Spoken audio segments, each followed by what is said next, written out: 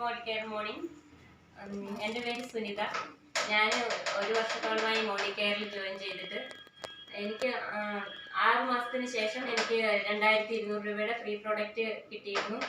ഇപ്പോൾ എനിക്ക് 6 മാസം പിന്നെ ഒരു വർഷത്തിന് ശേഷം 1 വർഷത്തെ ഫ്രീ പ്രോഡക്റ്റും 6 മാസത്തെ ഫ്രീ പ്രോഡക്റ്റും ഏകദേശം 5000 ചില രൂപയോളം സാധനങ്ങൾ ഫ്രീ ആയിട്ട് കിട്ടിയിരിക്കുകയാണ്.